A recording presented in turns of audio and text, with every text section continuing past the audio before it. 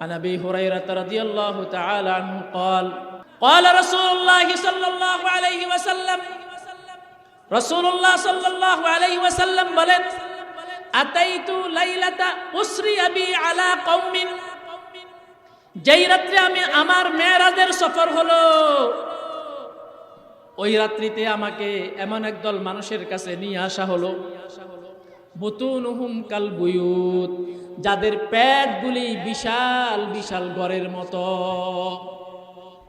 ফিহাল হাইয়াত, ওই পেটের ভিতরে পেট ভর্তি শুধু সাপ আর সাপ, তুরা মিন খারিজি বুতুনিহিম,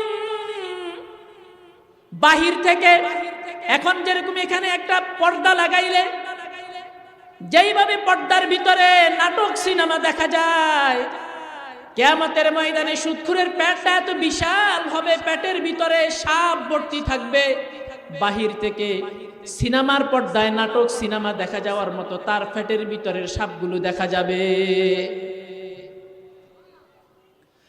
আল্লাহর নবী বলেন আমাকে যখন ওই মানুষদের কাছে নিয়ে যাওয়া হলো, যেই মানুষগুলোর পেটের ভিতরে শুধু সাপ আর সাপ, পেটগুলি বিশাল, বাহির থেকে দেখা যাচ্ছে পেটের ভিতরে সাপ দৌড়াদৌড়ি করতেছে, আমি বললাম ফাকুলতু মান হাউলাই ইয়া জিবরিল, আমি বললাম হে জিবরিল এরা কারা? ক্বালা হাউলাই আকালাতুর রিবা, এরা হলো সবগুলা সুদখোর। ونشهد أن لا إله إلا الله وحده لا شريك له، ونشهد أن سيدنا وسندنا وحبيبنا وطبيب ربنا وطبيب قلوبنا ومولانا محمدا عبده ورسوله الذي أرسله الله إلى كافة الخلق بشيرا ونذيرا وداعيا إلى الله بإذنه وسراجا منيرا. أما بعد فأعوذ بالله من الشيطان الرجيم. بسم الله الرحمن الرحيم. الذين يأكلون الربا لا يقومون إلا كما يقوم الذي يتخبطه الشيطان من المس، ذلك بأنهم قالوا إنما البيع مثل الربا وأحل الله البيع وحرم الربا، فمن جاءه موعظة من ربه فانتهى فله ما سلف وأمره إلى الله، ومن عاد فأولئك أصحاب النار هم فيها خالدون. সকলেই মুহাব্বতে দুরূদ শরীফ পড়েন। আল্লাহুম্মা সাল্লি আলা মুহাম্মাদিন ওয়া আলা আলি মুহাম্মাদ কামা সাল্লাইতা আলা ইব্রাহিম وعلى آل إبراهيم إنك حميد مجيد. اللهم بارك على محمد وعلى آل محمد كما باركت على إبراهيم وعلى آل إبراهيم إنك حميد مجيد. درپشانی نے تیری قطروں کو دریا کر دیا، دل کو روشن کر دیا، آँکھی کو بینا کر دیا. بلغ العلا بكماله كشف الدجى بجماله حسنت جميع خصاله صلوا عليه وآله ہونا یہ پھول تو بلبل کا ترنم بھی نہ ہو چمن دہر میں کلیوں کا تبسم بھی نہ ہو بلغ العلا بکمالہ کشف الدجى بجماله حسنت جميع خصاله صلوا عليه وآله يا رب صل وسلم دائما أبدا على حبيبك خير الخلق كلهم الحمد لله আল্লাহ পাক রব্বুল আলামিনের দরবারে নত শিরে শুকরিয়া জ্ঞাপন করছি যে আল্লাহ রব্বুল ইজ্জত ওয়াল জালাল আমাকে বাসাবাড়ি ল্যাম জামে মসজিদ কর্তৃক আয়োজিত আজকের এই মাহফিলের তৃতীয় অধিবেশনে আপনাদের সামনে আমাকে এবং আপনাদেরকে মাহফিলের সামিয়ানার ভেতরে এসে উপস্থিত হওয়ার তৌফিক দিয়েছেন এই জন্য সকলে বলি আলহামদুলিল্লাহ বলেন আল্লাহুম্মা লাকাল হামদু ওয়া লাকাশ শুকরু কামা ইয়ানবাগি বিজালালি ওয়াজহিকা ওয়া আযীমি সুলতানিক সম্মানিত দিনদার মুসলমান ভাই ও বোনেরা মাহফিল কমিটি আমাকে নির্দিষ্ট একটা বিষয় ধরিয়ে দিয়েছে এই নির্দিষ্ট বিষয়ের ভেতরেই আমার আলোচনা চলবে সেই বিষয়টা হচ্ছে সুদ এবং সুদের ভয়াবহতা বিষয়টার একটু জটিলতা আছে বুঝতে হলে জানতে হলে একটু ধৈর্য লাগবে এবং মনোযোগ লাগবে এজন্য আমি আপনাদের কাছে প্রথমে আবেদন করব আপনারা যতক্ষণ বসবেন অত্যন্ত ধৈর্য সহকারে মনোযোগের সাথে শোনার চেষ্টা করবেন তাহলে আজকের পরে সুদ সম্পর্কে আপনার আর কোনো অস্পষ্টতা থাকবে না ইনশাআল্লাহ তাআলা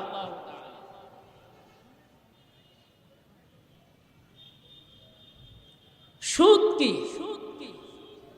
সুদ জিনিসটা কি সুদের মানে হচ্ছে বাড়তি জিনিস খুব খেয়াল করেন চিল্লাচিল্লির কোনো বিষয় না বুঝতে হবে আর রিবা ফিল লুগাতি আয-জিয়াদা সুদের অর্থ হচ্ছে বাড়তি জিনিস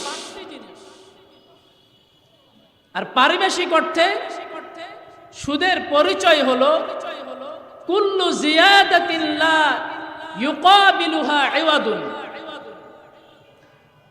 প্রত্যেক ওই বাড়তি জিনিস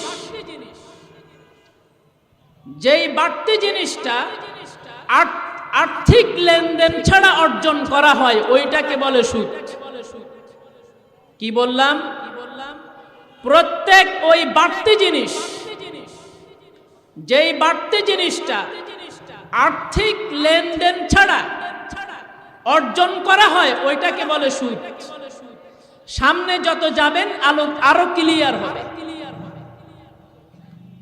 আন আলী ইবনে আবি তালিব রাদিয়াল্লাহু আনহু হযরত আলী ইবনে আবি তালিব তিনি বলেন কুল্লু করদিন জাররা মানফাআতান ফাহুয়া রিবান সহজ বাংলায় বোঝেন যেই ঋণটা লাভ কামাই করে ওইটাকে বলে সুদ খুব ভালো করে খেয়াল করেন যেই ঋণ লাভ কামাই করে কাউকে ঋণ দেওয়ার পরে যেই ঋণটা লাভ অর্জন করে নিয়ে আসে বাড়তি লাভ নিয়ে আসে ওইটার নাম হচ্ছে সুদ আচ্ছা আপনারা আমাকে বলেন তো, আপনারা তো ব্যাংক থেকে কত ধরনের যে লোন নেন, ব্যাংকের ভেতরে কত রকমের লোন চালু আছে, সেগুলির হিসাব আমি আপনাদেরকে দিতে পারবো না। আচ্ছা আপনারা বলেন তো, ব্যাংক আপনাদেরকে লোন দেওয়ার পরে 5 লাখ যদি লোন দেয়, 5 লাখ আদায় করে নেয় নাকি বাড়তি জিনিস আদায় করে নেয়? জোরে বলেন। তো হযরতে আলী ইবনে আবি তালিব বলেন, কুল্লু করদিন জাররা মানফাআতান ফাহুয়া রিবান। বিষয়টা একবারে পানির মতো সহজ। যেই ঋণ লাভ কামাই করে নিয়ে আসে, যেই ঋণের মাধ্যমে মানুষ লাভ অর্জন করে, লাভ কামাই করে, ওই জিনিসটাই হলো সুদ। ক্বালা ইবনু আব্বাস রাদিয়াল্লাহু তাআলা আনহু, ইবনে আব্বাস বলেন, ইন্নামার রিবা আখিরলি ওয়া আযীদুকা। ইবনে আব্বাস রাদিয়াল্লাহু তাআলা আনহু আরো স্পষ্ট করে বলেন, সুদ হলো এই জিনিস, ঋণ গ্রহীতা যখন ঋণদাতাকে বলে যে আমাকে আরো একটু সময় আপনি বাড়িয়ে দেন, তাহলে আমি আপনাকে এত টাকা বাড়িয়ে দিব, এইভাবে যদি বলে, তখন এই জিনিসটা হলো সুদ। সহিহ মুসলিমের ভিতরে আল্লাহর নবী হাদিসের ভিতরে জিনিসটাকে আরো সুন্দর করে তুলে ধরেছেন। আনাবি কিলাবাতা রাদিয়াল্লাহু তাআলা আনহু ফাবালাগা উবাতা ইবনে সামিত রাদিয়াল্লাহু তাআলা আনহু ফাকামা ফাকালা। হযরত আবু কিলাবা থেকে বর্ণিত, তিনি বলেন, হযরত উবাদা ইবনে সামিতের কাছে এই মর্মে খবর পৌঁছলো। খবর পৌঁছার পরে তিনি দাঁড়িয়ে বললেন, ইন্নী সামিতু রাসূলুল্লাহি সাল্লাল্লাহু আলাইহি ওয়াসাল্লাম ইয়ানহা, আমি আল্লাহর নবীকে নিষেধ করতে শুনেছি, আন বাইইজ যাহাবি বিজ যাহাবি, স্বর্ণের বিনিময়ে স্বর্ণ, ওয়াল ফিদ্দাতি বিল ফিদ্দাতি, রূপার বিনিময়ে রূপা, ওয়াল বুররি বিল বুররি, গমের বিনিময়ে গম, ওয়াশ শাঈরি বিশ শাঈরি, জবের বিনিময়ে জব, ওয়াত তামারি বিত তামার, খেজুরের বিনিময়ে খেজুর, ওয়াল মিলহি বিল মিহ, লবণের বিনিময়ে লবণ, ইল্লা সাওয়ান বিসওয়া আও আইনান বিআইনিন ফামান যাদা আও ইজদাদা ফাকাদ আরবা। তিনি বলেন, আল্লাহর নবীকে আমি বলতে শুনেছি, আল্লাহর নবীকে নিষেধ করতে শুনেছি যে স্বর্ণের বিনিময়ে স্বর্ণ, রূপার বিনিময়ে রূপা, গমের বিনিময়ে গম, জবের বিনিময়ে জব, খেজুরের বিনিময়ে খেজুর, লবণের বিনিময়ে লবণ, এই পণ্যগুলি পরিমাণে সমান সমান করে যদি কেউ বিক্রি না করে, একটু বাড়িয়ে যদি বিক্রি করে, ফামান যাদা আও ইজদাদা, যেই ব্যক্তি বাড়তি দিবে অথবা বাড়তিটা গ্রহণ করবে, ফাকাদ আরবা, সেই ব্যক্তি সুদের লেনদেন, সুদের কাজ কারবার করে ফেললো। তাহলে এতক্ষণ ধরে যে বললাম, কি বুঝে আসলো? যেই ঋণ লাভ কামাই করে ওইটাই সুদ। যেই ঋণ কি করে? যেই ঋণ লাভ কামাই করে ওইটাই হলো সুদ। এবং যেই লেনদেনের মাধ্যমে বাড়তি জিনিস অর্জিত হয় ওইটাই হলো সুদ। বিদায় হজের ভাষণে আল্লাহর নবী বললেন, আলা কুল্লু আমরিন মিন আমরিল জাহিলিয়াতি তাহতা কদামাইয়া মাওদুউন। আল্লাহর নবী বিদায় হজের ভাষণে বক্তব্য দিলেন। সেই বক্তব্যে তিনি বললেন, শুনে রাখো, সাবধান, আইয়ামে জাহিলিয়াতের যত বিষয় আছে, যত অপসংস্কৃতি আছে, সব কিছু আমার পায়ের তলা আমি পিষ্ট করে দিলাম। ওয়ারিবাল জাহিলিয়াতি মাওদুউন, আইয়ামে জাহিলিয়াতের ভিতরে যে সুদের লেনদেন ছিল, সুদের কারবার ছিল, সেটাকেও আমি আমার পায়ের তলায় পিষ্ট করে দিলাম, বাতিল করে দিলাম। আল্লাহর নবী যেই জিনিসটাকে বাতিল করে গেলেন, আল্লাহর নবী যেই জিনিসটাকে রহিত করে গেলেন, নিজের পায়ের তলায় পদতলিত করেন, ওই জিনিসটা এখন আমাদের মধ্যে আছে নাকি চলে গেছে? সুদ কি আমাদের মধ্যে আছে নাকি চলে গেছে? আছে। আল্লাহ আল্লাহ আল্লাহ ইয়াযু বিল্লাহ। আপনি কোন ব্যাংক আপনি খুঁজে পাবেন না যেই ব্যাংক আপনাকে কর্জে হাসানা দিবে, মানে যেই টাকা ঋণ দিবে ওই টাকাই আদায় করে নেবে, এরকম একটা ব্যাংকই বাংলাদেশে আছে? তাহলে কি দাঁড়ালো অবস্থা? আল্লাহর নবী যেই জিনিসটাকে পায়ের তলায় পদদলিত করে গেলেন, আল্লাহর নবী যেই জিনিসটাকে বাতিল করে গেলেন, আমাদের দেশের সমস্ত ব্যাংকগুলি ওই জিনিসটাকে আবার প্রতিষ্ঠিত করে ফেললো। কোরআন এবং হাদিস আলোচনা করলে দেখা যায় সুদের মধ্যে কোনো বরকত নাই। কি নাই? সুদের মধ্যে কোনো বরকত নাই। আল্লাহ বলেন ইয়ামহাকুল্লাহুর রিবা ওয়া ইউরবিস সাদাকাত। সুদ যেটা আছে এটাকে আল্লাহ তাআলা মিটিয়ে দেন, নিশ্চিহ্ন করে দেন, আর সাদাকা যেটা আছে ওটাকে আল্লাহ তাআলা বাড়িয়ে দেন। আল্লাহ বলেন ওয়ামা আতাইতুম মির রিবাল লিয়ারবু ফি আমওয়ালিন নাসি ফালা ইয়ারবু ইনদাল্লাহ ওয়ামা আতাইতুম মিন যাকাতিন তুরিদুনা ওয়াজহাল্লাহ ফাউলাইকা হুমুল মুদঈফুন। আল্লাহ বলেন মানুষের সম্পদে বৃদ্ধি পাওয়ার জন্য তোমরা যে সুদ দিয়ে থাকো, ফালা ইয়ারবু ইনদাল্লাহ, ওই সুদ আল্লাহর কাছে বৃদ্ধি পায় না। আল্লাহ তাআলা সুদকে নিশ্চিহ্ন করে দেন। এখন আপনি কোরআন এবং হাদিস যদি পড়েন, গবেষণা করেন, তাহলে সুদের 16 থেকে 17টা ভয়াবহতা আমাদের সামনে চলে আসে। কোরআন এবং হাদিস আপনি যদি ঘাটাঘাটি করেন তাহলে সুদের 16টা ভয়াবহ বিষয় আমাদের সামনে চলে আসে, যেই জিনিসগুলি অত্যন্ত ভয়ঙ্কর। এতক্ষণের আগের যে আলোচনা করেছি সেই আলোচনায় আমি আপনাদেরকে এই বিষয়টা বুঝাইতে পারলাম কিনা, সুদ কি জিনিস? কথা বলেন। আমি শুধু চিল্লাচিল্লি করলে হবে না, আপনারা বিষয়টা বুঝতে হবে। সুদ কি জিনিস সেটা বুঝেছেন কিনা? কে কে বুঝছেন হাত তোলেন।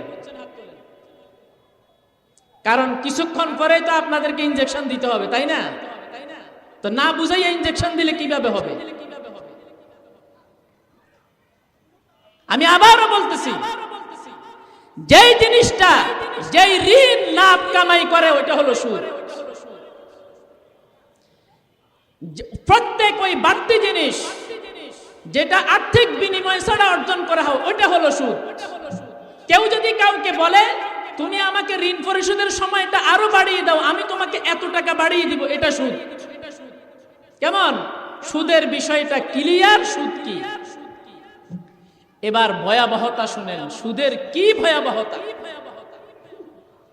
সুদের 1 নাম্বার ভয়াবহতা হলো, যেই ব্যক্তি সুদি কাজ কারবার করে, সুদ খায়, সুদের লেনদেন করে, সেই ব্যক্তি আল্লাহ এবং আল্লাহর রাসূলের বিরুদ্ধে যুদ্ধ করে। নাউজুবিল্লাহ বলবেন না? কত ভয়াবহ ব্যাপার, চিন্তা করেছেন? আচ্ছা, আল্লাহ আল্লাহর রাসূলের বিরুদ্ধে যুদ্ধ করে কি কেউ পারবে? তাহলে যেই ব্যক্তি সুদের লেনদেন করে ওই ব্যক্তির ব্যাপারে আল্লাহ তাআলা এই কথা বলতেছে। আল্লাহ বলেন ফাইল্লাম তাফআলু, সুদের লেনদেন থেকে যদি তুমি ফিরে না আসো, সুদের লেনদেন থেকে যদি তুমি বিরত না থাকো, ফাজানু বিহারবিম মিনাল্লাহি ওয়া রাসূলি, তাহলে আল্লাহ এবং আল্লাহর রাসূলের পক্ষ থেকে যুদ্ধের ঘোষণা তুমি শুনে না। নাউজুবিল্লাহ বলেন। আর আল্লাহ বলেন ওয়া ইন তুবতুম ফালাকুম রুউসু আমওয়ালিকুম লা তাজলিমুনা ওয়া লা তুজলামুন। আর যদি আল্লাহ পাক রব্বুল আলামিনের বিধান জানার পরে, সুদের ব্যাপারে আল্লাহর কঠোর নিষেধাজ্ঞা জানার পরে যদি তুমি তওবা করে ফিরে আসো, যদি নিজে নিজে লজ্জিত হও, আল্লাহর কাছে কান্নাকাটি করো, আল্লাহর কাছে ওয়াদা করো যে আল্লাহ আর জীবনে কোনোদিন আমি সুদের কাজ কারবার করব না। তো আল্লাহ বলেন ওয়াইন তুবতুম ফালাকুম রুউসু আমওয়ালিকুম, তাহলে তোমার যে মূলধন আছে এটা তোমার। বিষয়টা উদাহরণ দিয়ে বুঝাই। আজকের এই সময় পর্যন্ত ওয়াজে আসার আগে আপনি বিগত সময়গুলোতে একজন ব্যক্তিকে 5 লাখ টাকা ঋণ দিলেন। কয় লাখ টাকা? 5 লাখ টাকা ঋণ দেওয়ার পরে শর্ত দিলেন 5 লাখে এত টাকা দিতে হবে। এরপরে আপনি বাসা বাড়িলেন, মসজিদের মাহফিলে আসার পরে জানলেন যে সুদের ব্যাপারটা এমন। এখন আপনার মনের ভিতরে ভয় ঢুকে গেছে, সুদ আর খাওয়া যাবে না, সুদের লেনদেন করা যাবে না। তাহলে আপনি যে ওই ব্যক্তিকে শর্ত করেছেন 5 লাখে এত টাকা দিতে হবে, ওই বাড়তি টাকা আর আপনি গ্রহণ করতে পারবেন না, কারণ আপনি তো এখন তওবা করে ফেলেছেন। আর 5 লাখ যেটা আছে ওইটা আপনি তার থেকে আদায় করে নিয়ে নেবেন, তাতে কোনো অসুবিধা নাই। ফালাকুম রুউসু আমওয়ালিকুম, মূল যে টাকা আছে ওই টাকাটা তুমি নিয়ে নিবে, আর বাড়তি যেটা শর্ত করেছিলে 5 লাখ টাকার পরিবর্তে সেটা তুমি বর্জন করে ফেলবে। আল্লাহ বলেন ওয়াইন তুবতুম ফালাকুম রুউসু আমওয়ালিকুম, তওবা করে যদি তুমি এইভাবে ফিরে আসো তাহলে লা তাজলিমুনা ওয়ালা তুজলামুন, তোমরাও জুলুম করবে না আর তোমাদেরকেও জুলুম করা হবে না। তুমিও জালেমের খাতায় নাম উঠাবে না, জালেম হওয়া থেকে তুমি বেঁচে যাবে, আর তোমাদেরকেও জুলুম করা হবে না। তাহলে সুদের 1 নাম্বার ভয়াবহতা হলো কি? আল্লাহ আল্লাহর রাসূলের বিরুদ্ধে যুদ্ধ ঘোষণা করা। বলেন, সুদের 1 নাম্বার ভয়াবহতা হলো আল্লাহ আল্লাহর রাসূলের বিরুদ্ধে কি করা? যুদ্ধ ঘোষণা করা। عن عبد الله بن عباس رضي الله تعالى عنه قال, حضرت عبد الله بن عباس বলেন, يقال يوم القيامة لآكل الربا خذ سلاحك للحرب, যেই ব্যক্তি দুনিয়ায় সুদের লেনদেন করেছে, সুদ কামাই করেছে, আর্থিক সুদের লেনদেন করেছে, তওবা করে নাই, ফিরে আসে নাই, এই অবস্থায় মারা গেছে, কিয়ামতের ময়দানে আল্লাহ তাকে ইস্তেহজা করে, বিদ্রুপ করে বলবেন যে তুমি তোমার অস্ত্র ধারণ করো আল্লাহ আল্লাহর রাসূলের সাথে যুদ্ধ করার জন্য।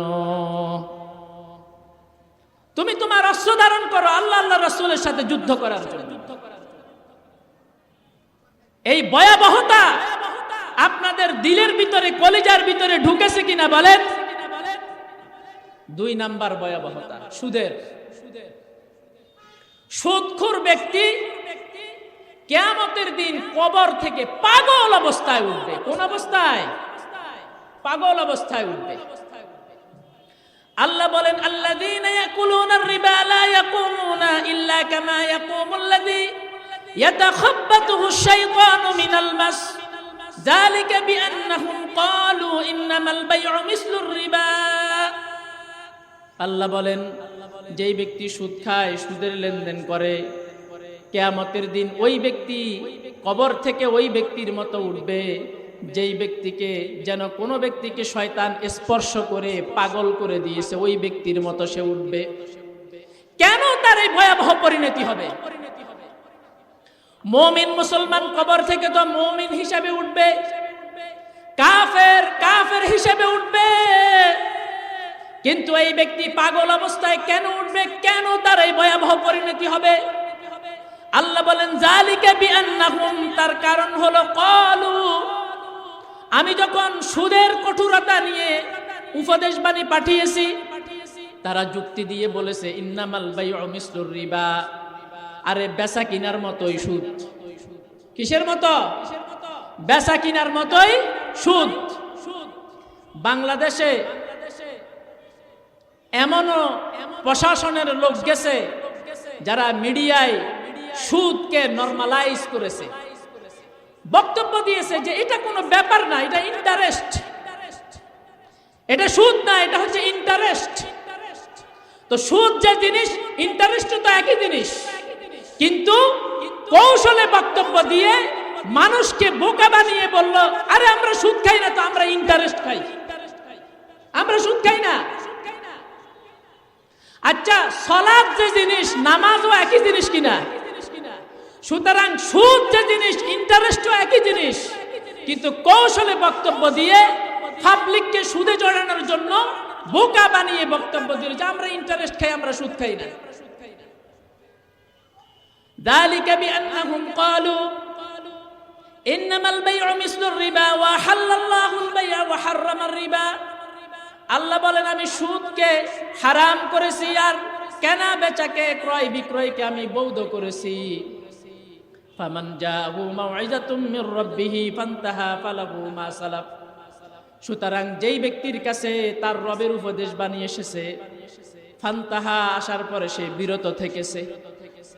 আপনারা যদি এর আগে সুদের ব্যাপারে কোনো আলোচনা নাও শুনে থাকেন, কিন্তু আজকে কিন্তু আপনাদের দুই কান দিয়ে আমি আল্লাহর বাণী, উপদেশ বাণী ঢুকাইয়া দিয়েছি, সুদের ভয়াবহতা সম্পর্কে আপনাদেরকে জানাইয়া দিয়েছি, কান দিয়া ঢুকাইয়া কলিজা পর্যন্ত পৌঁছাইয়া দিয়েছি। এর পরেও যদি সুদ খান, এর পরেও যদি সুদের সাথে জড়ান, তা আল্লাহ কি বলে দেখেন। ফামান জাআহু মাউইযাতুম মির রাব্বিহি ফান্তাহা ফালাহু মা সালাফ ওয়া আমরুহু ইলাল্লাহ ওয়া মান আদা ফাউলাইকা আসহাবুন নার। আল্লাহ বলেন উপদেশ বাণী আসার পরে যেই ব্যক্তি বিরত থাকলো, তাহলে অতীতে যা কিছু হয়েছে সবকিছু মাফ। আর অতীতের ব্যাপারটা আল্লাহ তাআলার কাছে এটা ন্যস্ত। ওয়ামান আদা, উপদেশ বাণী আসার পরেও ইচ্ছাকৃতভাবে যদি সুদের লেনদেন করে, পুনর্বার আবার সুদি কাজ কারবারে জড়িয়ে পড়ে, আজকের মাহফিল থেকে যাওয়ার পরে আপনি বুঝলেন সুদ খাওয়া মানে আল্লাহ আল্লাহর রাসূলের বিরুদ্ধে যুদ্ধ ঘোষণা করা, আপনি বুঝলেন সুদ খেলে কিয়ামতের দিন কবর থেকে পাগল অবস্থায় উঠব, এটা বুঝার পরে আপনি আবার ইচ্ছাকৃতভাবে আপনি সুদের মধ্যে জড়ালেন। আল্লাহ বলেন ফাউলাইকা আসহাবুন নার, তারাই হলো জাহান্নামের অধিবাসী। সাবধান সাবধান। সুদের ৩ নাম্বার ভয়াবহতা, যে ব্যক্তি সুদ খায় ওই ব্যক্তি কিয়ামতের দিন শ্বাস রোধ করা অবস্থায় উঠবে। আপনি যদি কোনো ব্যক্তিকে এইভাবে গলা টিপে ধরেন এবং তার গলা টিপে তাকে মেরে ফেলতে চান, তো তার অবস্থাটা কেমন হবে? ওই অবস্থায় উঠবে। যে ব্যক্তি সুদ খায় ওই ব্যক্তি কিয়ামতের দিন পাগল অবস্থায়, শ্বাসরোধ করা অবস্থায় উঠবে। قال ابن عباس رضي الله تعالى عنه, ইবনে আব্বাস রাদিয়াল্লাহু তাআলা আনহু বলেন, আকিলুর রিবা ইউবাসু ইয়াউমাল কিয়ামাতি মাজনুনান ওয়া ইউখনাকু। সুদখোর কিয়ামতের দিন সুদখোরকে পাগল অবস্থায়, শ্বাসরোধ করা অবস্থায় উঠানো হবে। ওই অবস্থায় উঠানো হবে যেন কোনো ব্যক্তি তার গলাটা টিপে ধরেছে, তাকে গলা টিপে ধরে মেরে ফেলতেছে, ওই অবস্থায় সে উঠবে। আল্লাহর কাছে ফানা চাই, বলেন নাউযু বিল্লাহ।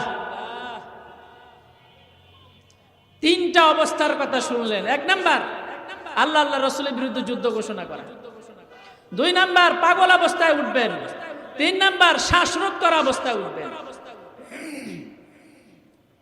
4 নাম্বার যেই ব্যক্তি সুদ খায় ওই ব্যক্তি হালাল খাবার থেকে বঞ্চিত হয়ে যায়। বলেন কিসের থেকে বঞ্চিত হয়? যেই ব্যক্তি সুদ খাবে ওই ব্যক্তি হালাল খাবার থেকে বঞ্চিত হয়ে যাবে। আল্লাহ বলেন ফাবিযুলমিন মিনাল্লাযীনা হাদু হাররামনা আলাইহিম তাইয়্যিবাত উহিল্লাত লাহুম ওয়া বিসাদদিহিম আন সাবিলিল্লাহি কাসীরা। ইহুদিরা জুলুম করার কারণে আল্লাহ বলেন আমি তাদের উপরে উত্তম খাবারগুলি হারাম করে দিয়েছি, যেই খাবারগুলি তাদের জন্য হালাল করা হয়েছিল। আর আল্লাহর রাস্তায় তারা মানুষকে বাধা দানের কারণে, ওয়া আখযিহিমুর রিবা, সুদ গ্রহণ করার কারণে, ওয়া কাদ নুহু আনহু, অথচ সুদের থেকে তাদেরকে নিষেধ করা হয়েছিল, ওয়া আকলিহিম আমওয়ালান নাসি বিল বাতিল, অবৈধভাবে মানুষের সম্পদ ভক্ষণ করার কারণে। তো যেই ব্যক্তি সুদ খায়, সুদ খেলে মানুষ হালাল রিজিক থেকে বঞ্চিত হয়ে যায়। قال رسول الله صلى الله عليه وسلم আল্লাহর নবী বলেন লা ইয়াদখুলুল জান্নাতা জাসাদুন গুযিয়া বিল হারাম। আল্লাহর নবী বলেন যেই ব্যক্তি হারাম খায়, হারাম দিয়ে শরীর গঠিত হয়, ওই হারাম শরীর জান্নাতে প্রবেশ করবে না। এজন্য আজকের এই মাহফিলে এসে দরা কিন্তু খাইয়া গেছেন। মাহফিলে যদি না আসতেন তো দরা খাইতেন না। এখন মাহফিলে এসে দরা কিন্তু খেয়ে গেছেন। জানার পরে এখন যদি আবার যদি সুদি কাজ কারবারের দিকে যান তো অবস্থা কিন্তু ওই যে যুদ্ধ ঘোষণা শুরু করবেন আল্লাহ আল্লাহ রাসূলের বিরুদ্ধে। আপনি বলবেন আর কি, হুজুর আমি বাধ্য হয়েছি, আমি এই হয়েছি সেই হয়েছি, এগুলো কোনো কথা না। আল্লাহ বলেন ওমাইয়াত্তাকিল্লাহা ইয়াজআল লাহু মাখরাজা, যেই ব্যক্তি আল্লাহ তাআলাকে ভয় করে সুদ থেকে ফিরে আসবে, আল্লাহ তাআলা ওই ব্যক্তিকে হালাল রিজিকের রাস্তা তার সামনে বের করে দিবেন। আমার মসজিদে মুগদায় এক মুসল্লি এলিকো কোম্পানিতে চাকরি করে, আমেরিকান কোম্পানি এলিকো, বেতন পায় 3 লাখ টাকা, অফিসার, গাড়ি আছে, সব কিছু আছে। তো একদিন সুদের বর্ণনা দেওয়ার পরে ওই ব্যক্তির দিলের হালাত এমন, লাখ টাকা বেতনের চাকরি ছেড়ে দিল, সমস্ত কিছু ছেড়ে দিয়ে এখন ওই লোক কি করে জানেন? ওই যে পাঠাও আছে না, পাঠাও চালায়। কি চালায়? পাঠাও চালায়। এবং আমাকে এসে বলে হুজুর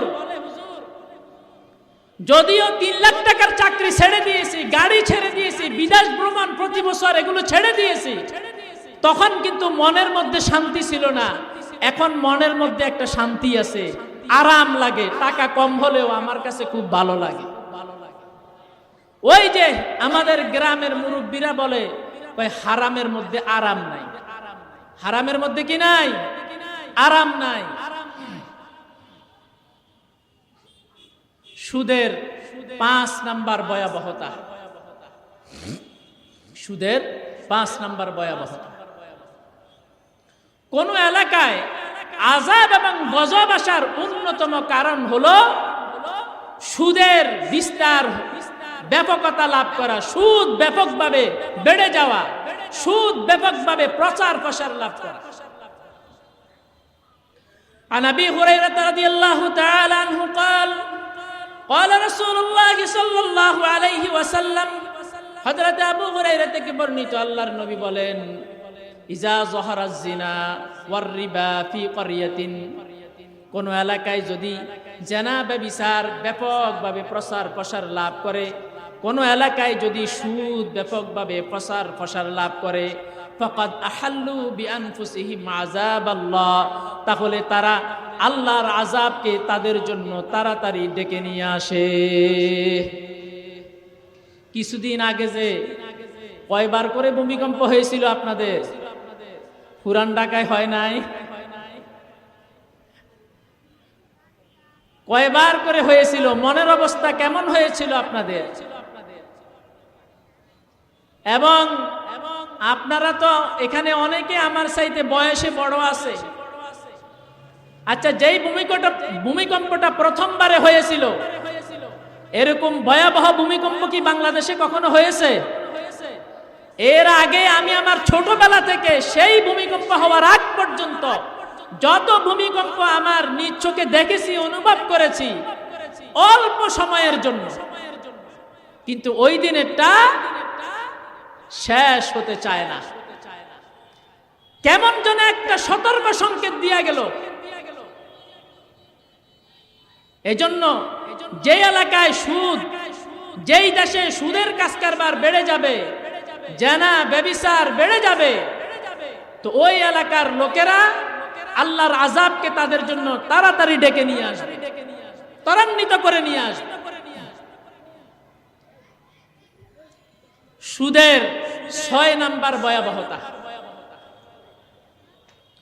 সুদ খেলে 6 নাম্বার যে ভয়াবহ পরিণতি হয়, সেটা হলো সুদের দ্বারাই দুর্ভিক্ষ নেমে আসে। কি নেমে আসে? সুদের মাধ্যমে দুর্ভিক্ষ নেমে আসে। قال رسول الله صلى الله عليه وسلم রাসূলুল্লাহ সাল্লাল্লাহু আলাইহি ওয়াসাল্লাম বলেন, মা মিন কওমিন ইউযহারু ফীহিমুর রিবা ইল্লা উখিযু বিসানা। যখন কোন এলাকায় কোন সম্প্রদায়ের মাঝে সুদের ব্যাপক প্রসার হবে, তো তাদেরকে দুর্ভিক্ষ গ্রাস করবে, দুর্ভিক্ষ দেখা দিবে তাদের মাঝে। ওয়ামা মিন কওমিন ইউযহারু ফীহিমুর রিশা ইল্লা উখিযু বিসানা ইল্লা উখিযু বিররুব। আর কোন এলাকায় যদি ঘুষের লেনদেন বেড়ে যায়, তো সেই এলাকার পুরুষগুলি কাপুরুষ হয়ে যাবে, তাদের ভিতরে সাহসিকতা বলতে কিছুই থাকবে না। দেখবেন যারা ঘুষ খায় তাদের সৎ সাহস নাই, যারা ঘুষ খায় তাদের সৎ সাহস নাই, তারা কাপুরুষ বিদায় তো ঘুষ খায়। যদি সৎ মানুষ হতো, বীর পুরুষ হতো, তো বীর পুরুষ কোনোদিন ঘুষ খাইতে পারে না। এজন্য আল্লাহর নবী বলেন, যেই ব্যক্তি সুদ খায় যে ব্যক্তি ঘুষ খায় ওই ব্যক্তি কাপুরুষ হয়ে যায়, তার ভিতরে সাহসিকতা চলে যায়, তার ভিতরে একটা সুর ভাব চলে আসে। আর একটা মানুষ চারিত্রিকভাবে নৈতিকভাবে ঠিক থাকলে, ঘুষ না খেলে, তার কলিজার ভিতরে আলাদা একটা বল থাকে, একটা শক্তি থাকে।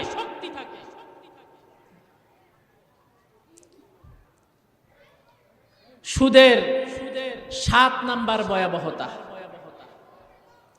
যারা সুদ খায় কিয়ামতের দিন তাদের পেট ভর্তি সাপ থাকবে। কি থাকবে? কিয়ামতের দিন তাদের পেট ভর্তি সাপ থাকবে। আন আবি হুরায়রা রাদিয়াল্লাহু তাআলা আনহু قال, এই কথা বলবেন না। قال রাসূলুল্লাহ সাল্লাল্লাহু আলাইহি ওয়াসাল্লাম, রাসূলুল্লাহ সাল্লাল্লাহু আলাইহি ওয়াসাল্লাম বলেন, আতাইতু লাইলাতা উসরি আবি আলা কওমিন। যেই রাত্রে আমার মেরাজের সফর হলো, ওই রাত্রিতে আমাকে এমন একদল মানুষের কাছে নিয়ে আসা হলো, বুতুনুহুম কাল বুয়ুত, যাদের পেটগুলি বিশাল বিশাল ঘরের মতো, ফিহাল হাইয়াত, ওই পেটের ভিতরে পেট ভর্তি শুধু সাপ আর সাপ, তুরা মিন খারিজি বুতুনিহিম,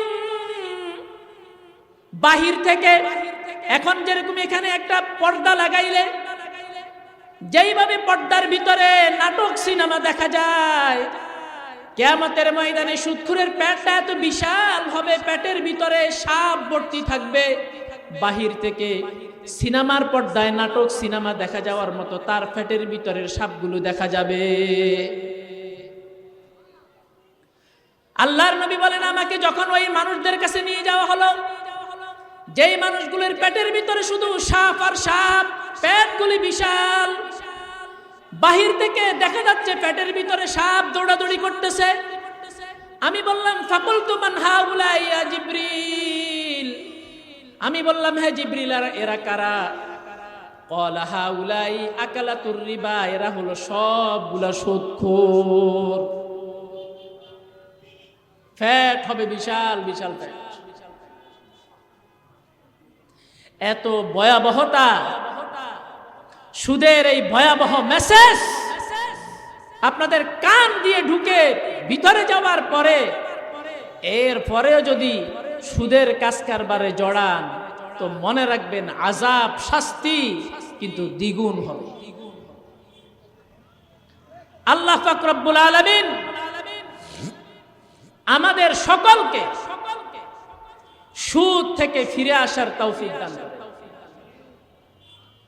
সুদের 8 নাম্বার ভয়াবহতা হলো, যেই ব্যক্তি সুদ খায় ওই ব্যক্তি আপন মায়ের সাথে জিনা করে। বলেন নাউযুবিল্লাহ। যে ব্যক্তি সুদ খায় ওই ব্যক্তি আপন মায়ের সাথে জিনা করে। قال رسول الله صلى الله عليه وسلم, রাসূলুল্লাহ সাল্লাল্লাহু আলাইহি ওয়াসাল্লাম বলেন, আর রিবা সাবউনা হুতান আইসারুহা আইয়ানকিহা আর-রাজুলু উম্মাহু। সুদের গুনাহের 70টি স্তর রয়েছে, তার মধ্যে সবচাইতে ছোট গুনাহ হলো আপন মাকে বিবাহ করা, আপন মায়ের সাথে জিনা করা। আপন মায়ের সাথে কি করা? জিনা করা। এই জন্য এখনই সিদ্ধান্ত নেন, সুদ খাবেন নাকি এই ভয়াবহতা নিজের জীবনে ডেকে আনবেন। সুদের ভয়াবহতার কয় নম্বর আলোচনা চলতেছে বলেন?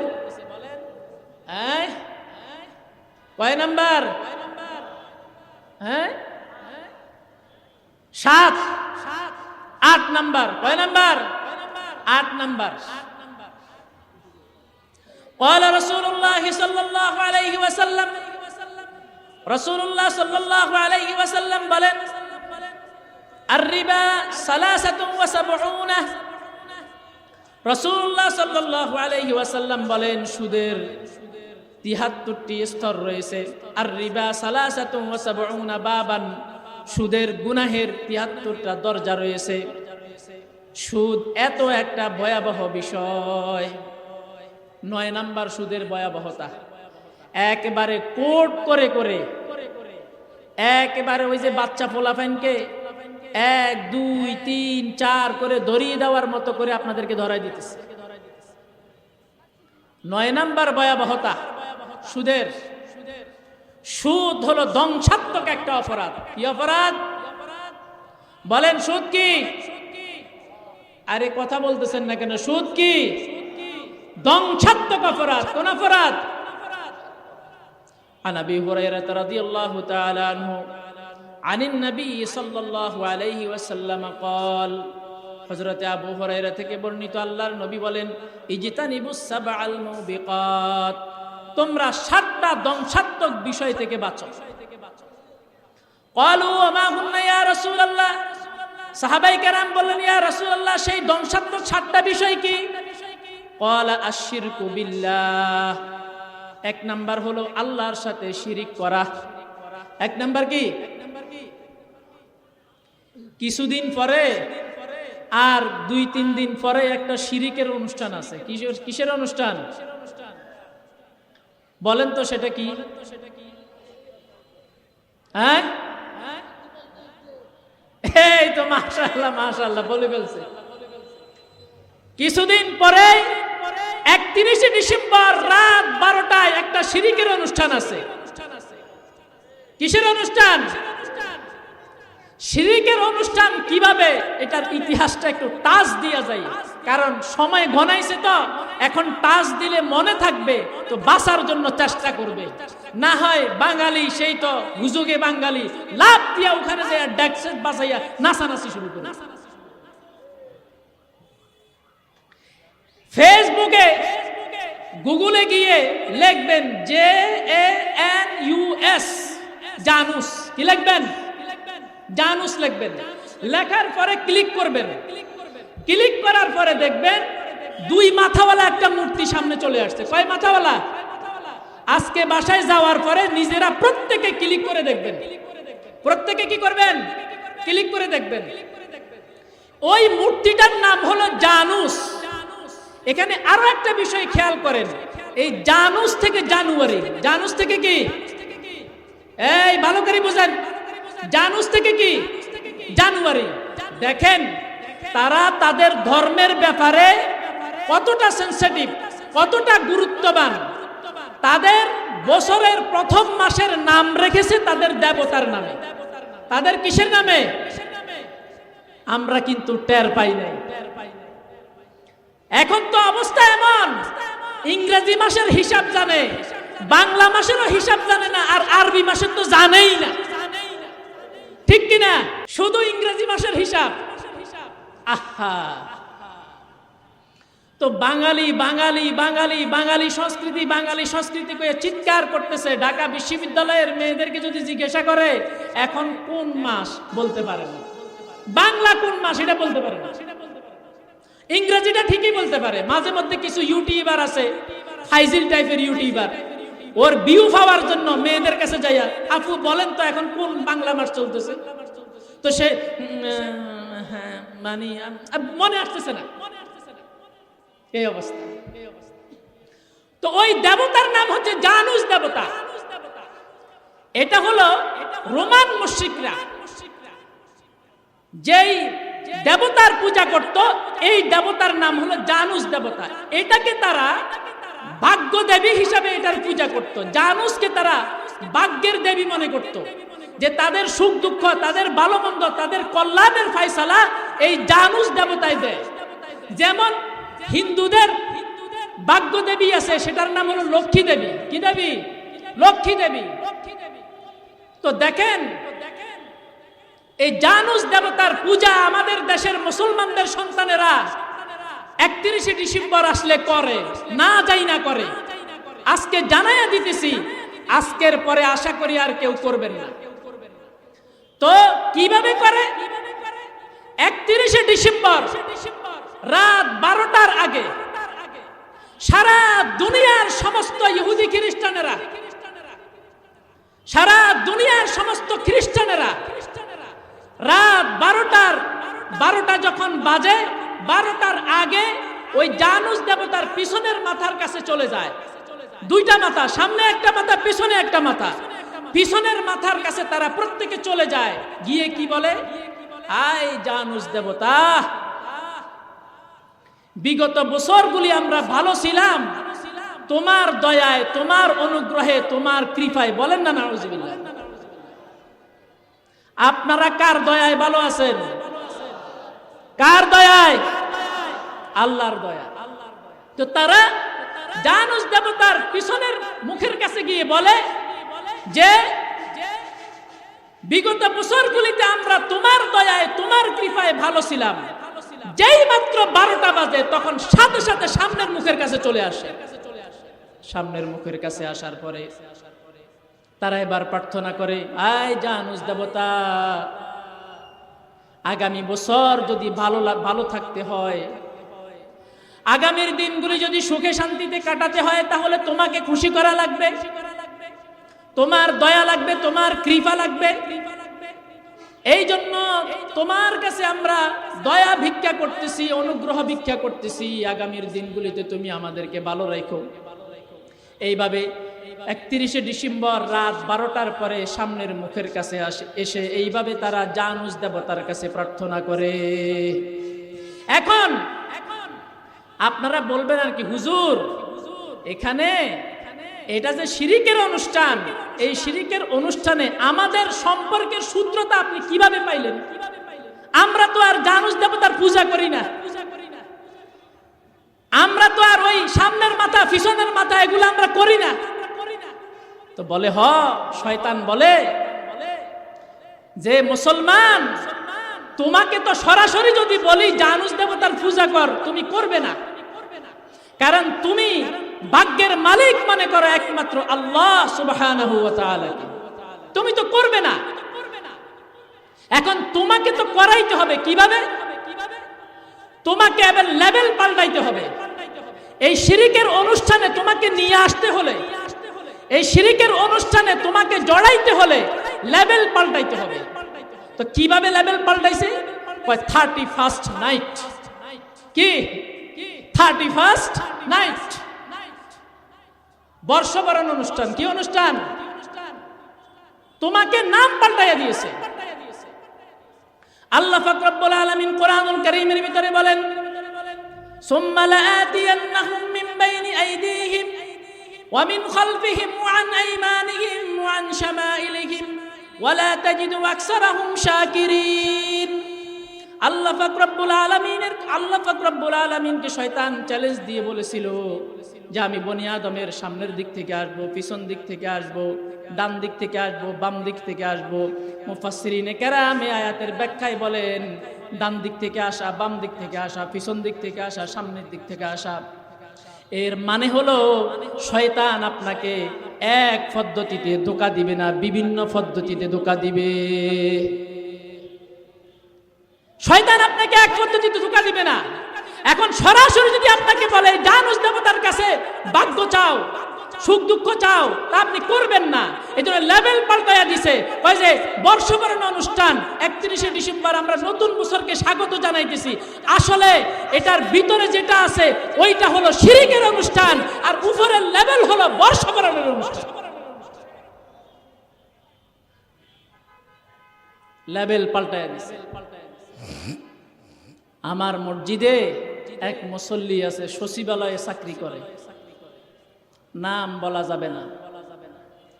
নাম বললে যদি আবার আমার চাকরি খাইয়া দেয়, কারণ ইউটিউবে তো এখন ওয়াজ তো বিভিন্ন জায়গায় চলে যায়। বেড়ায় যদি দেখে যে আমি কোনো মাহফিলে গিয়ে বেড়ার নাম বলছি, তো আমার চাকরি সহ শেষ। সচিবালয়ে চাকরি করে বলে। তো উনি একদিন আমাকে বলে যে হুজুর, আমি জীবনে ঘুষের টাকা আমার হাত দিয়ে স্পর্শ করি নাই। কথাটা খুব ভালো করে খেয়াল করেন। ঘুষের টাকা আমি জীবনে আমার হাত দিয়ে কি করি নাই, স্পর্শ করি নাই। তো আরেকজন যখন এটা শুনছে, উনি চলে যাওয়ার পরে আরেক মুসল্লি আইসা বলে, হুজুর, উনি যে কথাটা বলছে আপনি কি এই কথাটা বুঝেছেন? আমি বললাম বুঝেছি তো। উনি ঘুষ টুস খায় না, ভালো মানুষ। হা হুজুর, আপনি তো ধোঁকা খাইয়ে গেলেন। কি? আমি বললাম কি? ওই যে উনি ঘুষের টাকা হাত দিয়ে ধরে না, ঠিক আছে, ওনার অফিসের সিস্টেম হলো ওই টেবিলের নিচে একটা জায়গা আছে, সবাই ওখানে রাইখে চলে আসে। টেবিলের নিচ দিয়ে একটা জায়গা আছে, বাস প্যাকেট করে করে ওখানে রেখে সবাই চলে যায়। তারপরে যে পিএস আছে সে সবগুলো নেয়, নিয়ে ভাগটাগ করে বসের বাসায় কিছু পাঠিয়ে দেয়, বা পার্সেন্টেজ ভাগ হয়ে যায়। ও ঠিকই তো আছে, উনি তো সুদের টাকা হাত দিয়ে ধরে না। লেভেল পাল্টাইয়া দিছে, সুদ খাওয়ার লেভেল পাল্টাইয়া দিছে। কি খাওয়ার? সুদ খাওয়ার লেভেল পাল্টাইয়া দিছে।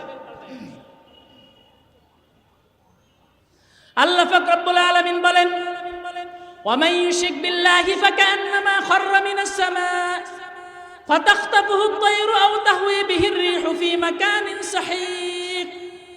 যেই ব্যক্তি শিরিক করে তার অবস্থা হলো এমন, ফাকান্নামা খাররা মিনাস সামা, যেন সে আকাশ থেকে পড়লো। আচ্ছা বলেন তো, আকাশ থেকে যদি কোনো ব্যক্তি পড়ে সে বাঁচবে?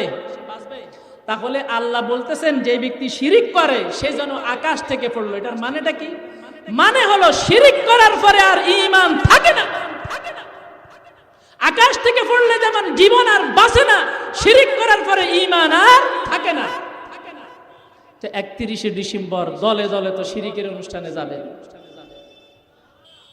আতশবাজি করবেন ছাদের উপরে, কেমন এগুলো করবেন? বলেন 31শে ডিসেম্বর কিসের অনুষ্ঠান?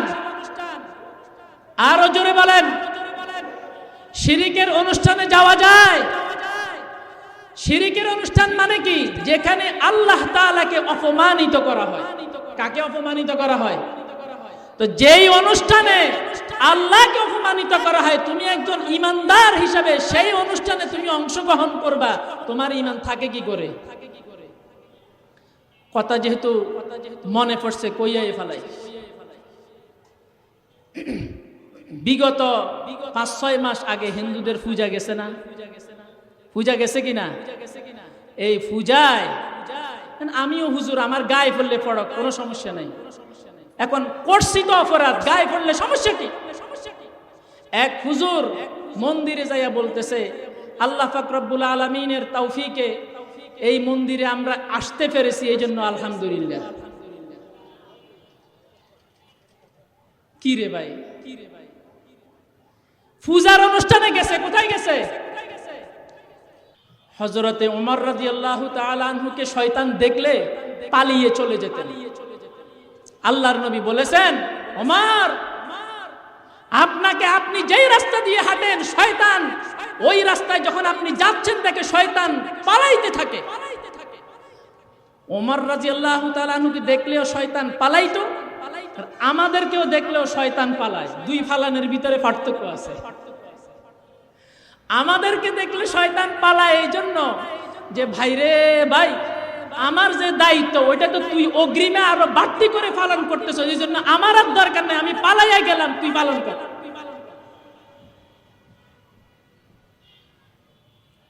ومن يشرك بالله فكأنما خر من السماء ফাতাখতাবুহু তাইরু, আল্লাহ বলেন যেই ব্যক্তি শিরিক করলো সে আসমান থেকে পড়লো, অথবা পাখি তাকে ছো মেরে নিয়ে গেল ফি মাকানিন সাহিক, দূরবর্তী স্থানে।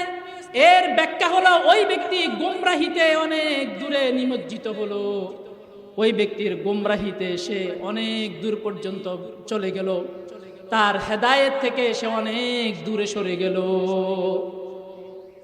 ওয়ালাকাদ উহিয়া ইলাইকা ওয়া ইলাল্লাযীনা মিন ক্বাবলিক, আল্লাহ পাক রব্বুল আলামিন বলেন, হে নবী, আপনার কাছে এবং আপনার পূর্বে যারা নবী ছিল তাদের সকলের কাছে আমি এই মর্মে ওহী পাঠিয়েছি, লা ইন আশরাকতা লা ইয়াহবাতান্না আমালুকা ওয়া লা তাকুনান্না মিনাল খাসিরিন। হে নবী, আপনি যদি শিরিক করেন, দেখেন নবীজি কি কোনোদিন শিরিক করার সম্ভাবনা আছে? তারপরে আল্লাহ নবীজিকে ধরে বলতেছেন, হে নবী, আপনিও যদি শিরিক করেন, লাইন আশরাকতা লা ইয়াহবাতান্না আমালুকা, আপনার সমস্ত নেক আমল ধ্বংস হয়ে যাবে। এই জন্য ভাইরা, শিরিক থেকে আমাদেরকে বাঁচতে হবে। কিসের থেকে বাঁচতে হবে?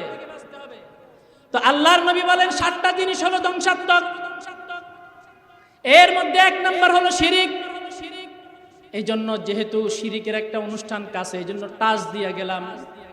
বলেন আমার সাথে সাথে বলেন যে আল্লাহ আমাদের সকলকে আজীবনের জন্য মৃত্যু পর্যন্ত শিরিক থেকে বাঁচার তৌফিক দান করেন। জোরে আরো উপরে হাত তোলেন, হাত ভালো করে তোলেন। আল্লাহ আপনি সাক্ষী থাকেন, আপনি দেখতেছেন এই হাতগুলি আকাশের দিকে উঠাইছে। আল্লাহ আপনি নিজের গায়েবী মদদে আমার ভাইদেরকে আপনি শিরিক থেকে বাঁচাইয়া রেখে। হাত নামা। তাহলে 31শে ডিসেম্বর আপনার সন্তান, আপনার মেয়ে যদি সাজগোজ করে, আপনি কি করবেন? 31শে ডিসেম্বর উপলক্ষে যদি সাজগোজ করে, তা আপনি কি করবেন? নিষেধ তো করবেনই, প্রথমে তাকে বুঝাবেন যে বাবা দেখো এটা এই ব্যাপার, তুমি অন্যদিন ফুর্তি কইরো, তোমাকে 500 টাকা দিব, ভালোভাবে খাওয়া দাওয়া করবে, কিন্তু আজকের রাত্রে তুমি এই ধরনের অনুষ্ঠানে কোনোভাবেই জড়িত হবে না। নিজের বিবি, বাচ্চা, বন্ধু বান্ধব সকলকে বুঝাইয়া এটা থেকে বাঁচাইয়া রাখবে। 2 নাম্বার ওয়াকাতলুন নাফসিল্লাতী হারামাল্লাহু। 2 নাম্বার হলো ওয়াসসিহর, জাদু করা। কি করা? যে ধ্বংসাত্মক 7টা বিষয়, এর মধ্যে 2 নাম্বার হলো জাদু করা। জাদু এখন কিন্তু ঘরে ঘরে, কালো জাদু। কি জাদু? কালো জাদু। ঘরে ঘরে, ঢাকা শহরের প্রত্যেকটা বাসা বাড়িতে, প্রত্যেকটা বিল্ডিং এ মহিলারা পারিবারিকভাবে জাদুতে আক্রান্ত, কালো জাদুতে আক্রান্ত। তো বলে হুজুর এটা থেকে বাঁচার উপায় কি? বাঁচার উপায় হলো সকাল সন্ধ্যায় সহিহ হাদিসে বর্ণিত যে সমস্ত আমলগুলি আছে ফজরের পরে এবং মাগরিবের পরে, ওগুলো যদি আপনি করেন এবং সারকুল সূরা কাফিরুন, সূরা ইখলাস, সূরা নাস, ফালাক নিয়মিত মাগরিবের পর ফজরের পরে 3 বার করে যদি পড়েন, জাদু কখনো আপনাকে আক্রান্ত করবে না ইনশাআল্লাহ। ওয়াকাতলুন নাফসিল্লাতী হারামাল্লাহু ইল্লা বিল হক। 3 নাম্বার আল্লাহর নবী বলেন 3 নাম্বার অপরাধ হলো ধ্বংসাত্মক অপরাধ, ওই ব্যক্তিকে হত্যা করা, যেই ব্যক্তিকে হত্যা করার বৈধতা ইসলামী শরীয়ত তোমাকে দেয় নাই। হাদি ভাইকে মেরে ফেলা হলো। কাকে? হাদি ভাইকে মেরে ফেলা হলো। এখন মেরে কারা ফেলেছে, কি করেছে সেটা আমরা জানি না, কিন্তু দোষারোপের রাজনীতি চলতেছে। কিসের রাজনীতি? এই বলে এই মারছে, এই বলে এই মারছে, এই বলে এই মারছে, এই বলে এই মারছে। কত আজগুবি খবর, আজগুবি খবরের কোনো শেষ নাই। তো আমরা এখান থেকে, এই মঞ্চ থেকে আমরা সকলে দিল থেকে দোয়া করি, আল্লাহ তাআলা তাকে জান্নাতের বালাখানায় সবচাইতে বেশি ভালো রাখুক, তাকে জান্নাতুল ফেরদাউস দান করুক। 4 নাম্বার ওয়া আকলুর রিবা, সুদ খাওয়া। ধ্বংসাত্মক অপরাধ সুদ খাওয়া। এই সুদ হলো ধ্বংসাত্মক অপরাধ, সুদ হলো ধ্বংসাত্মক অপরাধ। এই অপরাধে আমরা আমাদের নিজেদেরকে জড়াবো না। কয় নাম্বার গেল ভাই? কয় নাম্বার গেল? 9 নাম্বার। কয় নাম্বার গেছে? 10 নাম্বার। সুদের ভয়াবহ অপরাধ 10 নাম্বার হলো, যেই ব্যক্তি সুদ খাবে, আল্লাহর বিধান জানার পরেও, সুদের সেই ভয়াবহতা জানার পরেও সুদ থেকে ফিরে আসবে না। এক রাত্রিতে আমি স্বপ্নের মধ্যে দেখলাম যে 2 জন ব্যক্তি আমার কাছে আসছে, আসার পরে আমাকে একটা পবিত্র ভূমির দিকে নিয়ে গেছে। নিয়ে যাওয়ার পরে আমি উপরের দিকে তাকালাম এবং আমাকে নিয়ে চলা শুরু করলো। ফান্তালাকনা, আমরা চললাম। হাত্তা আতাইনা ইলা নাহরিন মিন দামিন, যেতে যেতে যেতে যেতে একটা রক্তের নদীর কাছে গেলাম। দেখলাম যে শুধু রক্ত আর রক্ত। আর সেখানে যাওয়ার পরে আশ্চর্য রকমের ভয়াবহ চিত্র দেখলাম যে ফিহি রাজুলুন কাইমুন, ওই রক্তের নদীর তীরে একজন ব্যক্তি দাঁড়িয়ে আছে। আর ওয়ালা ওয়াসাতিন নাহরি রাজুলুন, রক্তের নদীর একবারে মাঝ নদীতে একজন ব্যক্তি দাঁড়িয়ে আছে। বাইনা ইয়াদাইহি হিজারাতুন, যেই ব্যক্তি তীরে দাঁড়িয়ে আছে তার সামনে পাথর।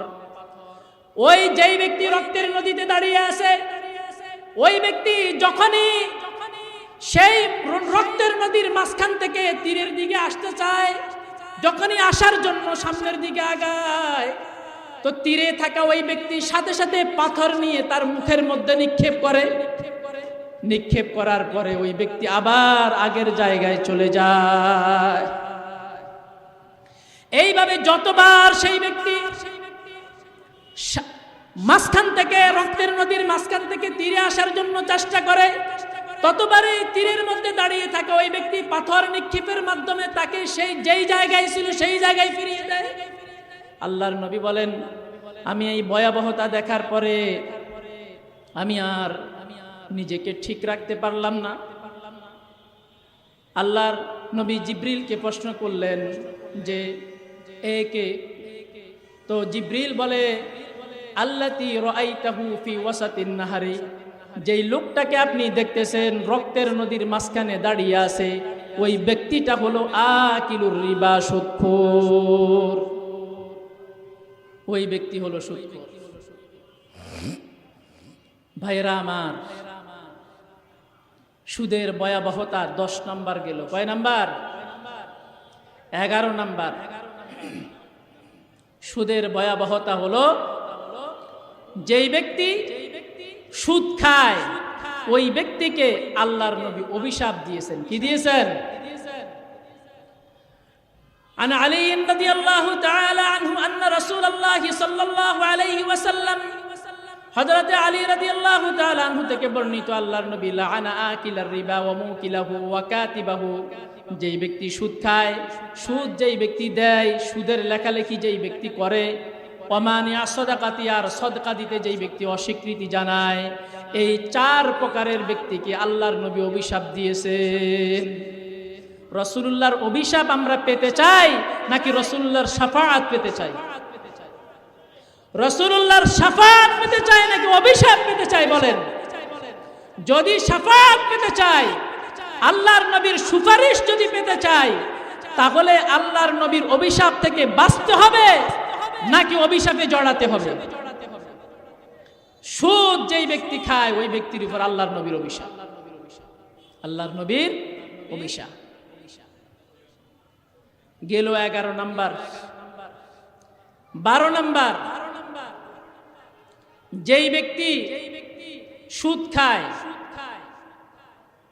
তার অবস্থা হলো এমন যে 1 দিরহাম পরিমাণ সুদ খাওয়াটা, জেনে শুনে 1 দিরহাম পরিমাণ সুদ খাওয়াটা 36 বার জিনা করার চাইতেও ভয়াবহ। নাউজুবিল্লাহ বলবেন না? আপনারা যে বাহিরে যে স্লোগান দেন, তখন তো বিল্ডিং টিল্ডিং সব ফাইটা যায়, এখানে এত আস্তে কেন? বলেন নাউজুবিল্লাহ। আযাব গজবের খবর শুনলে সাথে সাথে বলবেন নাউজুবিল্লাহ। আর সুসংবাদ শুনলে বলবেন আলহামদুলিল্লাহ, সুবহানাল্লাহ, আল্লাহু আকবার। قال رسول الله صلى الله عليه وسلم রাসূলুল্লাহ সাল্লাল্লাহু আলাইহি ওয়াসাল্লাম বলেন, দিরহামু রিবান ইয়াকুলুহুর রাজুলু, এক দিরহাম পরিমাণ সুদ যেই ব্যক্তি ওয়াহুয়া ইয়ালামু, জেনে শুনে খায়, আশাদ্দু মিন সিত্তিন ওয়া সালাসিনা জিনিয়াতান, এক দিরহাম পরিমাণ সুদ জেনে শুনে খাওয়াটা 36 বার জিনা করার চাইতেও বেশি ভয়াবহ। 36 বার জিনা করার চাইতেও ভয়াবহ। আল্লাহ পাক রব্বুল আলামিন আমাদের সকলকে সুদের ভয়াবহতা থেকে হেফাজত। 13 নম্বর,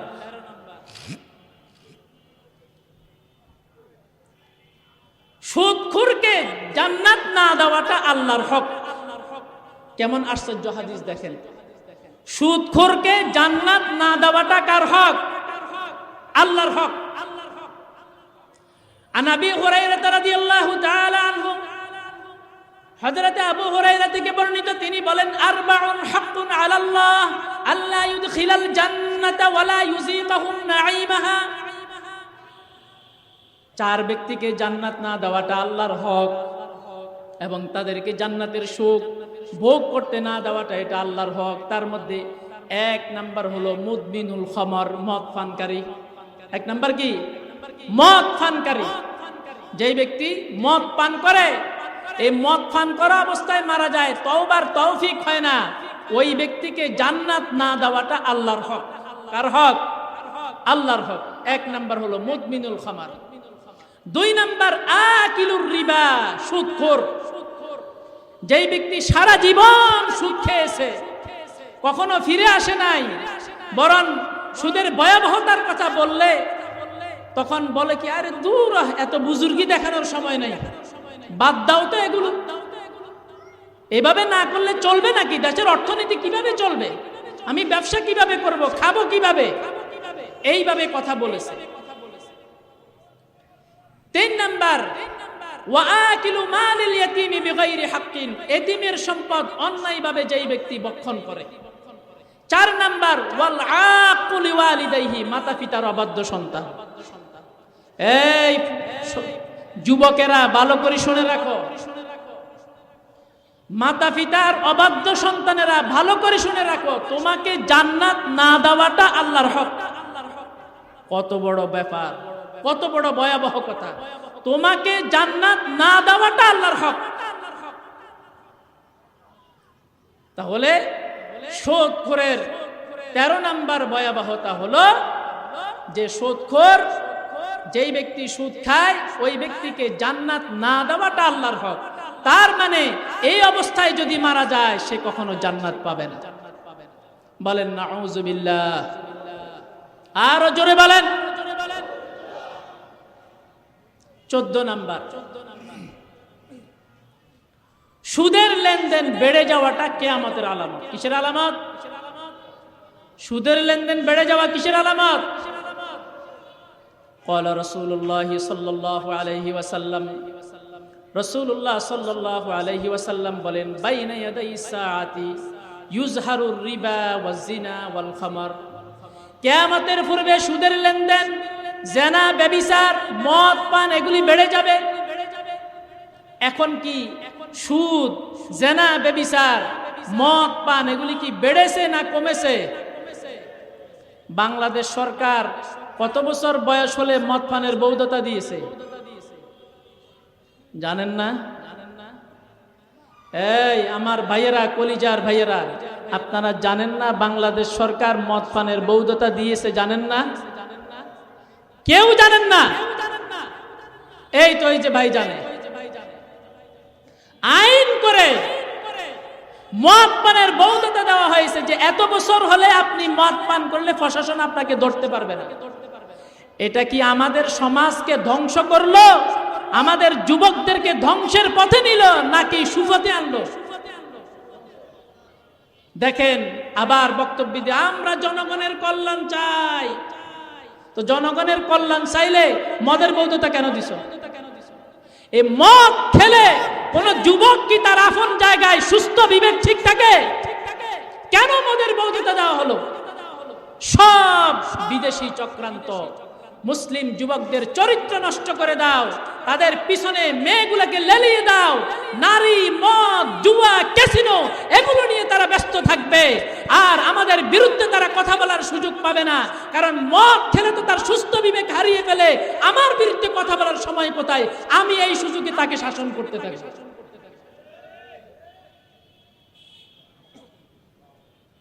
15 নাম্বার, এমন একটা সময় আসবে যখন সুদ খাওয়া ব্যতীত একজন ব্যক্তিও বাকি থাকবে না। নাউজুবিল্লাহ বলবেন না? সুদ খাওয়া ব্যতীত একজন ব্যক্তিও বাকি থাকবে না। যদি কেউ অত্যন্ত মুজাহাদা করে, সংগ্রাম করে বেঁচেও থাকে, আল্লাহর নবী বলতেছেন সুদের ধোঁয়া হলেও তাকে স্পর্শ করবে। عن أبي هريرة رضي الله تعالى عنه قال قال رسول الله صلى الله عليه وسلم আল্লাহর নবী বলেন লা ইয়াতিয়ান্না আলান নাসি জামানুন, এমন একটা সময় আসবে লা ইয়াবকা ইল্লা আকিলুর রিবা, সুদ খাওয়া ব্যতীত একজন ব্যক্তিও বাকি থাকবে না। ফাইল্লাম ইয়াকুলহু, সুদ যদি নাও খায় তাহলে আসাবাহু মিন বুখারিহি, সুদের ধোঁয়া হলেও তাকে স্পর্শ করবে। সুদের ধোঁয়া তাকে স্পর্শ করবে। বর্তমানে কি ওই অবস্থা চলতেছে নাকি চলতেছে না? হ্যাঁ, পুরান ঢাকার মানুষের ভিতরে ধর্মীয় চেতনা বেশি। পুরান ঢাকার মানুষের ভিতরে ধর্মীয় চেতনা বেশি। বলে আপনি তো এই এলাকায় কখনো আসেন নাই, কিভাবে জানলেন? আপনাদের খতিব সাহেব আছে না, মুফতি আব্দুল হান্নান নোমানী বারাকাল্লাহু ফি হায়াতি, উনি বলেন যে আমি এখানে আজকে এত বছর যাবত খতিবগিরি করতেছি, মানুষ কখনো আমার সাথে খারাপ ব্যবহার করে নাই, অত্যন্ত সম্মান এবং ইজ্জতের সাথে আমাকে ওনারা রেখেছে। বলেন যতদিন উনি বাঁচি থাকবে ততদিন রাখবেন কিনা ইজ্জতের সাথে? এই কথা বলেন, আপনাদের খতিব সাহেব আপনাদের কাছে প্রিয় কিনা? কে কার কার কাছে প্রিয়? হাত তোলেন। এই হাত কম তুললে কিন্তু আমি দেখতেছি, কিন্তু যেই ব্যক্তি কৃপণতা করবে হাত তুলতে মনে করবে কাবলা আছে। আল্লাহ তাআলা আপনাদের সকলকে কবুল মঞ্জুর করেন। অত্যন্ত আল্লাহওয়ালা মানুষ, উনি যেখানে মুহাদ্দিসি করে ওই মাদ্রাসা একজন আল্লাহওয়ালা হিসেবে পরিচিত। এরকম একজন খতিব আপনারা পেয়েছেন, তাহাজ্জুদ গুজার, অত্যন্ত আমলদার মানুষ। সুদের 16 নম্বর ভয়াবহতা শেষ করে দিতেছে। 16 নম্বর ভয়াবহতা সুদের ফলাফল হলো সুদ সম্পদকে ধ্বংসের দিকে নিয়ে যায়। কিসের দিকে নিয়ে যায়? قال رسول الله صلى الله عليه وسلم, রাসূলুল্লাহ সাল্লাল্লাহু আলাইহি ওয়াসাল্লাম বলেন মা আহাদুন আকসারা মিনার রিবা ইল্লা কানা আকিবাতু আমরিহি ইলা কিল্লাতিন, যে ব্যক্তি সুদের মাধ্যমে নিজের সম্পদ বৃদ্ধি করে, সম্পদ অর্জন করে, সুদের মাধ্যমে সম্পদ বাড়ায়, ওই সম্পদের শেষ পরিণাম হলো ধ্বংস। তার জীবদ্দশায় যদি তার সম্পদ ধ্বংস না হয়, সে মারা যাওয়ার পরে তার সম্পদটা তার ছেলে সন্তান এই সম্পদ রাখতে পারবে না। দেখেন নাই কত বাড়িওয়ালা এখন রাস্তার ফকির, কত বাড়িওয়ালা এখন রাস্তার ফকির না? আর ওই যে গ্রাম থেকে রহিমউদ্দিন কলিমউদ্দিনের ছেলে ঢাকা শহরে আইসা বাড়ি কিনা এখন সে বেড়া হয়ে গেছে। তো সুদের সবচাইতে 16 নম্বর ভয়াবহতা হলো সুদের মাধ্যমে যদি আপনি সম্পদ অর্জন করেন, ওই সম্পদও ধ্বংস হয়ে যাবে, আর আপনার ঈমান আমল আখিরাত তো ধ্বংস হবে। আল্লাহ পাক রব্বুল আলামিন আমাদের সকলকে সুদের ভয়াবহতা থেকে হেফাজত করেন। আমি কিন্তু কমিটি আমাকে যেই বিষয় দিয়েছে ওই বিষয়ের মধ্যেই থেকেছি, রেল লাইনের উপরেই থেকেছি, কখনো এদিক সেদিক যাইনি। কারণ কমিটি আশা করে একটা বিষয় দিয়েছে, এজন্য আমি চিন্তা করলাম এদিক সেদিক যাওয়ার অনেক সুযোগ ছিল, আমি চিন্তা করলাম ওই বিষয়ের মধ্যেই থাকি। ওই বিষয়ের মধ্যে থেকে আপনাদেরকে আমি 22টা হাদিস বলেছি, আমি গণছি। কয়টা হাদিস? কোরআনের আয়াত বলেছি কমপক্ষে 6 থেকে 7টা। এটার নাম হলো ওয়াজ। আর কিছুক্ষণ গজল, চিল্লাচিল্লি, বাজে কথা, উল্টাপাল্টা কথা, রাজনৈতিক বক্তব্য, এই সেই হামকো তুমকো, এগুলির নাম ওয়াজ না। ওয়াজ হলো শুধু কোরআন হাদিস বলা হবে। কি বলা হবে? সুতরাং ওয়াজ ওই ওয়াজ শুনবেন যেই ওয়াজের ভিতরে কোরআন আছে, হাদিস আছে। শুধু ফালতু কথাবার্তা, কেমন বিভিন্ন রকমের আজগুবি গল্প, ওই ধরনের ওয়াজ আপনারা শুনবেন না। আল্লাহ তাআলা আমাদের সকলকে কোরআন সুন্নাহর আলোকে জিন্দেগি গঠন করার তৌফিক দান করেন। সুদের ভয়াবহতা থেকে আমাকে এবং আপনাদেরকে আল্লাহ গায়বীভাবে হেফাজত করেন। বলেন, আবার হাত তোলেন। আল্লাহ আমাদের সকলকে, আমাদের বিবি বাচ্চা সন্তানকে আল্লাহ সুদের ভয়াবহতা থেকে আপনি গায়বীভাবে হেফাজত করেন। হালাল পথে থাকার তৌফিক দান করেন। ওয়া আখির দাওয়ানা আলহামদুলিল্লাহি রাব্বিল আলামিন।